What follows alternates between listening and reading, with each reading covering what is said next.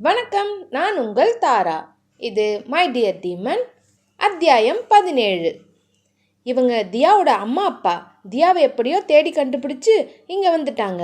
அதான் கூட்டிகிட்டு போக போகிறாங்க என்று தாத்தா சொல்லவும், என்ன தாத்தா சொல்கிறீங்க என்று தீரன் அதிர்ச்சியுடன் கேட்டான். ஆமாம் தீரா, அவங்க பொண்ணை அவங்க கூட்டிகிட்டு போகிறேன்னு சொல்கிறாங்க என்றார் தாத்தா.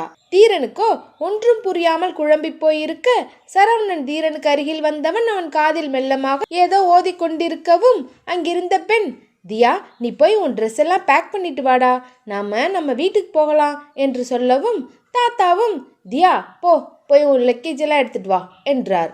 சரி என்றவள் அங்கிருந்து எழுந்து தனது அறைக்கு செல்ல தீரனும் அவள் பின்னால் சென்றான். தியா தனது பேக்கில் எல்லாவற்றையும் எடுத்து வைத்து கொண்டு கிளம்ப, அங்கு தீரன் எதுவும் பேசாமல் அப்படியே நின்று கொண்டிருந்தான். அவனிடம் வந்த தீரா நான் போகட்டுமா என்று கேட்கவும், தீரன் பதில் சொல்லாமல் அப்படியே நின்றான். இனிமே என்னால் உனக்கு எந்த தொல்லையும் இருக்காதில்ல என்று தியா சொல்லவும், தீரன் திரும்பி அவள் முகத்தை பார்த்தான். அதில் அவ்வளவு தவிப்பும் பிரிவின் வலியும் அப்பட்டமாக தீரனுக்கு தெரிந்தது. என்ன, உன் அம்மா அப்பா கூட போக போறியா? இதுக்காக தானே இத்தனை நாள் வெயிட் பண்ணிட்டு இருந்த என்று தீரன் கேட்கவும், தனது கையில் இருந்த பேக்கை கீழே போட்டவள் அவன் நெஞ்சில் வந்து சாய்ந்து கொள்ள, பேதை அவளின் கண்கள் ஈரமானது. அவள் சாய்ந்து கொண்ட நெஞ்சம் ஏனோ கணக்க ஆரம்பித்தது தீரனுக்கு. எனக்கு என்ன பண்ணுறதுனே தெரியல தீரா, நான் போகட்டுமா வேண்டாமா என்று தியா கேட்க, ஓ இஷ்டம் என்றான் தீரன். இந்த வீட்டை விட்டு உன்னை விட்டு போகணும்னு எனக்கு தோணலை தீரா, ஆனால் என் அம்மா அப்பா கூப்பிடும்போது நான் எப்படி போகாமல் இருக்குது என்று தியா கேட்கவும், அவள் முகத்தை நிமிர்த்தி பார்த்தவன், அதான் என்கிட்ட 2 நாளாக பேசாமல் இருந்தல்ல, அதே போல இருந்துக்கோ என்றான். அவன் அப்படி சொல்லவும் கோபமடைந்த தியா அவன் நெஞ்சிலேயே அடித்தவள், நீ தானே என்கிட்ட நீ வராத பேசாதன்னு சொல்லி திட்டின, அதனால்தான் நான் பேசல என்றாள் தியா.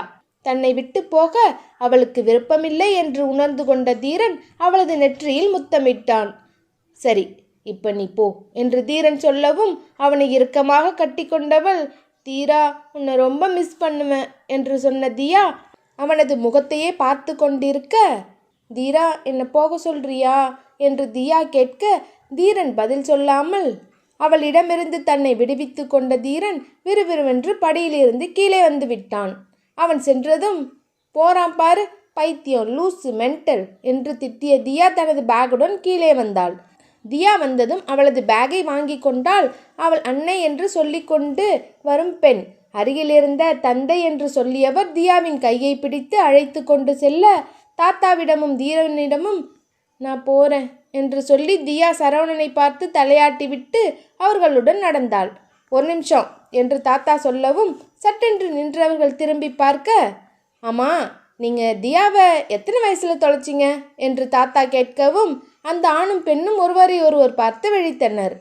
என்னங்க முழிக்கிறீங்க, தியாவை எத்தனை வயசில் நீங்கள் தொலைச்சிங்கன்னு தானே கேட்டேன் என்று அவர்களையே ஆழமாக பார்த்தார். அது என்று அந்த ஆடவன் 7 வயசு என்று சொல்லவும், அதே நேரம் அப்பெண் 2 வயசு என்றாள்.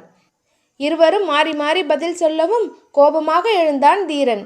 அவன் கையை பிடித்து கொண்ட தாத்தா, அது சரி, தியா இங்கே தான் இருக்கான்னு நீங்கள் எப்படி கண்டுபிடிச்சிங்க என்று கேட்க, ஆர்ஃபனேஜில் இருக்கவங்க தான் இங்கே இருக்கதா சொல்லி அனுப்பிச்சாங்க என்று அவர்கள் திக்கி திணறி சொல்லவும், ஓ அப்படியா, சரி நீங்கள் போங்க என்று தாத்தா அவர்களை அனுப்பினார். ஒரு பெருமூச்சு விட்டவர்கள் இன்னும் 2 அடி எடுத்து வைக்க, அவர்கள் முன்னே தீரனின் கார்ட்ஸ் வந்து வழியை மறைத்து கொண்டு நிற்கவும், அந்த ஆடவனும் பெண்ணும் அதிர்ச்சியுடன் அப்படியே நின்றனர்.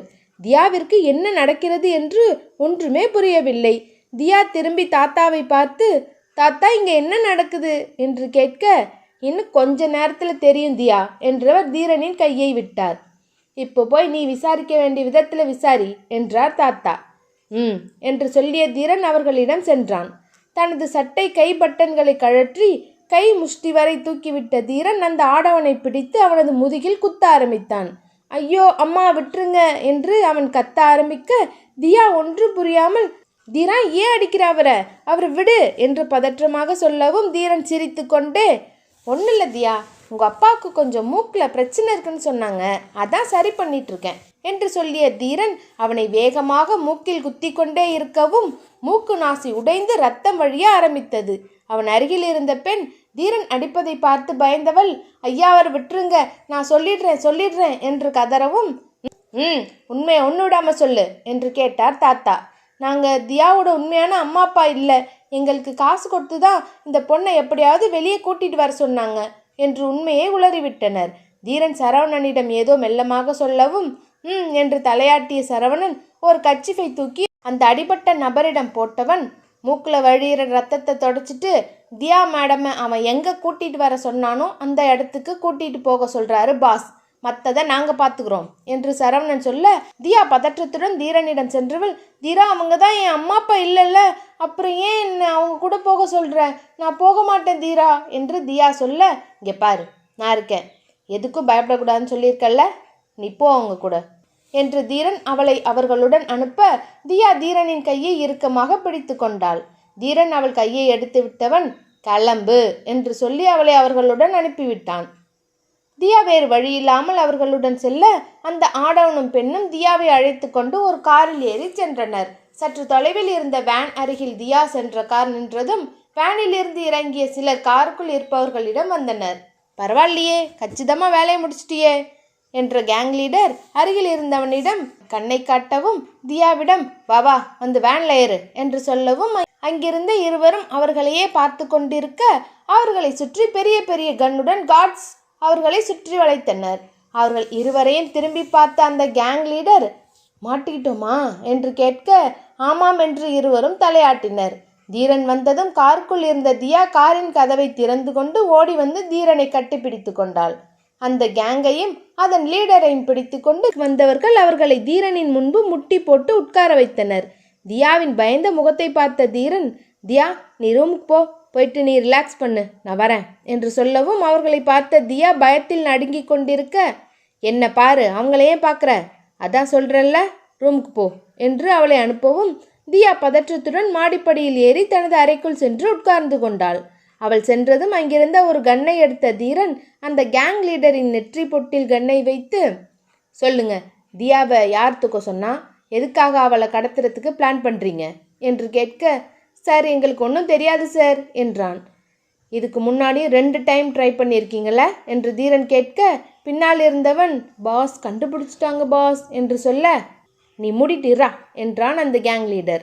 அந்த கன்னை எடுத்த தீரன் பின்னால் இருந்தவனின் நெற்றி பொட்டில் வைத்து அழுத்த, சுற்றாதீங்க சார் சுற்றாதீங்க, நாங்கள் தான் போன தடவையும் அந்த பொண்ணை தூக்க ட்ரை பண்ணோம் என்று உளறிவிட, அவனை பார்த்த அந்த கேங் லீடர் தனது தலையிலேயே அடித்து கொண்டான்.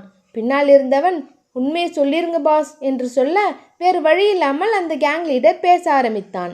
சார் என் பேர் டேவிட், நாங்கள் கூலிக்கு ஆள் கடத்தல் அடிதடின்னு பண்ணுறோம் சார், நாங்கள் ஒன்றும் இந்த பொண்ணை கடத்த பிளான் பண்ணலை, இந்த பொண்ணோட ஃபோட்டோவை கொடுத்து இந்த பொண்ணை கடத்திட்டு வந்து கொடுத்தா 10 லட்சம் தரேன்னு சொல்லியிருக்காங்க என்று சொல்லவும், தீரன் தாத்தாவை பார்த்தவன், தாத்தா தியாவை கடத்த 10 லட்சமா, அவள் ஒரு சாதாரண பொண்ணு, அவளுக்கு இவ்வளோ ஸ்பெண்ட் பண்ணுறாங்கன்னா சம்திங் ராங் என்றான் தீரன். ஆமாம் தீரா, எனக்கும் அப்படிதான் தோணுது என்று தாத்தா சொல்ல, தீரன் டேவிட்டின் சட்டையை பிடித்து தூக்கியவன், சரி சொல்லு, யாரு எதுக்காக தியாவை கடத்த சொன்னாங்க என்று கேட்க, இதோட இந்த எபிசோட் முடியுது. நெக்ஸ்ட் எபிசோடில் மீட் பண்ணலாம். இந்த ஸ்டோரி உங்களுக்கு பிடிச்சிருந்தா மறக்காமல் லைக் பண்ணுங்கள், ஷேர் பண்ணுங்கள், உங்களோட கருத்துக்களை கமெண்ட் பண்ணுங்கள். அடுத்த அத்தியாயத்தில் மீட் பண்ணலாம். டாடா.